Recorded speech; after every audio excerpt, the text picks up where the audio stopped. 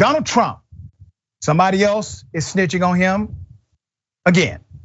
This time, his former CFO, the guy that ran all of his commercial businesses virtually, Aliya Weisselberg. Let's put his picture up. He is now testifying against Donald Trump's companies in a criminal investigation. He has pleaded guilty. Let me give you the background. Aliya Weisselberg is charged with taking more than 1.7 million in off the books compensation from the Trump organization over several years, including untaxed perks like rent, car payments, and school tuition.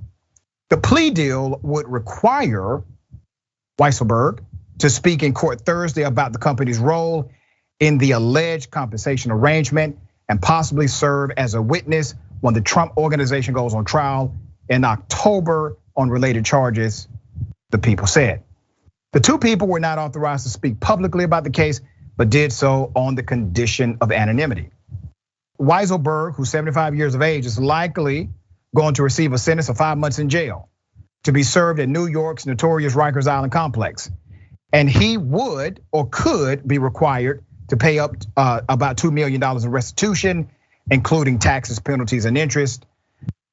If that punishment holds, this former CFO would be eligible for release after about 100 days. Messages seeking comment were left with the Manhattan DA's office and lawyers for Weisselberg and the Trump organization. Weisselberg is the only person to face criminal charges so far in the Manhattan DA's long-running investigation of the company's business practices, seen as one of Trump's most loyal business associates. This former CFO was arrested July 2021. So let me give you some insight of what I believe Weisselberg is going to say. I think he's going to say, yes, I took the 1.7 million, but it was an actual arrangement with the company. This was to avoid taxation, etc. So he's likely going to make the case that his actions were in the context of a criminal conspiracy rather than him simply stealing money from one organization. Now, if that is the testimony, well, damn, that's telling. Remember on day one, I said Donald Trump will be a defendant for the rest of his life. Some sort of defendant, no matter what, he will be sued every year. He will probably have more criminal indictments or criminal investigations that will lead to indictment. He's going to be a defendant forever, all right? This current DOJ investigation into his actions, big deal, massive. The Fulton County investigation, which is a criminal investigation also, that's massive, that's big. But he could also lose his money, he could lose his wealth, he could lose his nest egg.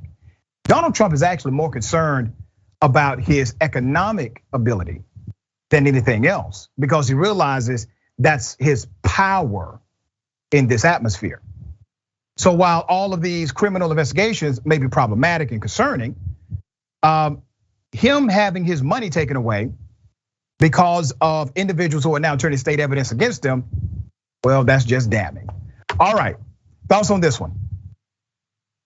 Yeah, man, I mean, they keep saying that the walls are closing in on Trump, and for as pessimistic as I am very hesitant to get too excited about anything, but we are seeing a lot of things happening. We're seeing Weisselberg plead guilty to charges in association with the Trump org. Paul Manafort just confessed to leaking Trump polling data to Ukraine and Russia. Lindsey Graham and Rudy Giuliani, I think as of Wednesday, was that yesterday? They were subpoenaed to testify in the Georgia election tampering case. I'm sorry, just to clarify, I think Giuliani was testifying yesterday. I think Lindsey Graham is coming later. And then Trump himself, he had to go testify in New York and he pled the fifth, which according to him, only guilty people do.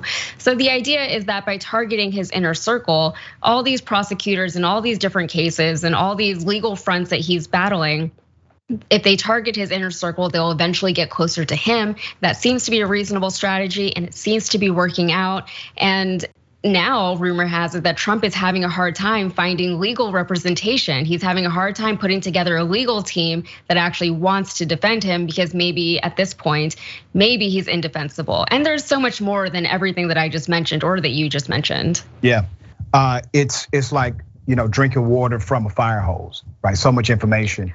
Okay, we're gonna continue to follow it, obviously.